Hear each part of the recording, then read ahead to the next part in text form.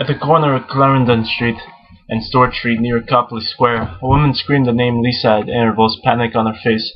As she walked back and forth, the runners, many wrapped in the thin space blankets provided by Boston Marathon officials at the finish line of the race that had ended with 2 explosions, stood shaking from some combinations of runners' fatigue and the shock at which they heard or the bit of the news that were passing through the crowd.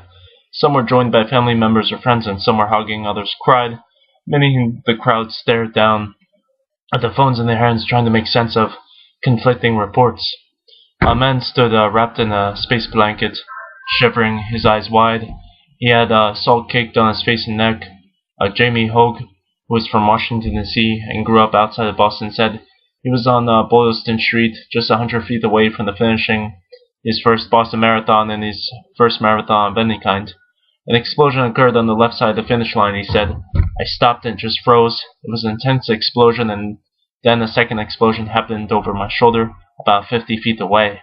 A pandemonium started breaking out. People started trying to jump over the barriers. The police yelled, "It's an explosion," and they started getting people out of there as fast as possible. The first one, I felt it, he said. I thought it was a very pyrotechnic display that went afoul, but when I heard the second one, that's when I realized something had gone wrong.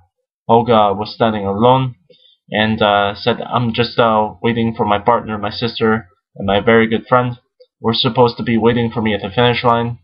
I'm just waiting for them. I told them that we'd meet here, and this is a family meeting area. I'm just hoping with the chaos, they haven't been able to get through yet.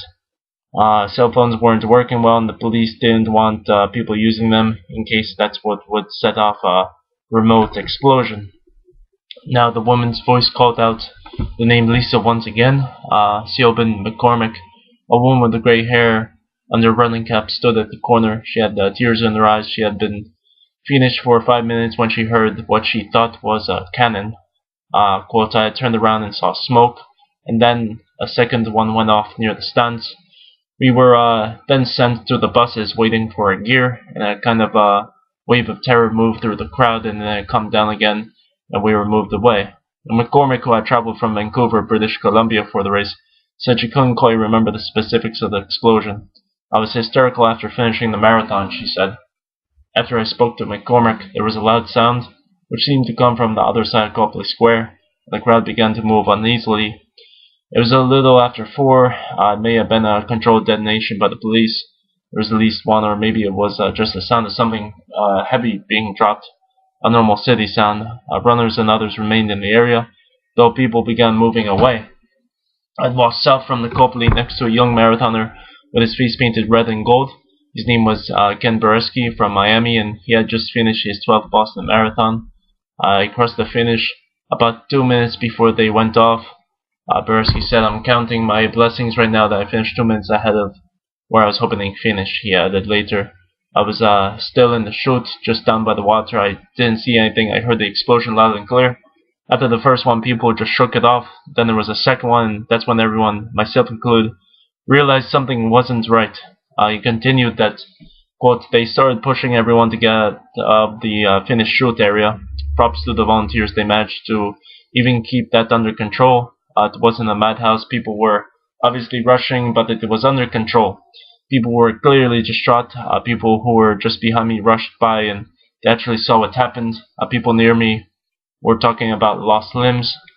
In the south end, less than a half mile from Copley Square, where on a normal marathon Monday, runners often go to meet family members, grab some food, and raise a celebratory beer. People walked around in silent groups, eyes cast down to their phones. Logan Airport had been shut down. The afternoon had turned cool in the shadows, but there was still a bright blue sky, and just as it had been a start of what had seemed to be a perfect day for a marathon, a pizza place was packed with runners, all clad in yellow Boston Marathon gear. They all stared up at the flat-screen television, tuned into the local news channel. The station was replaying a video of explosions from the finish line, and a crawl at the bottom said 2 people dead.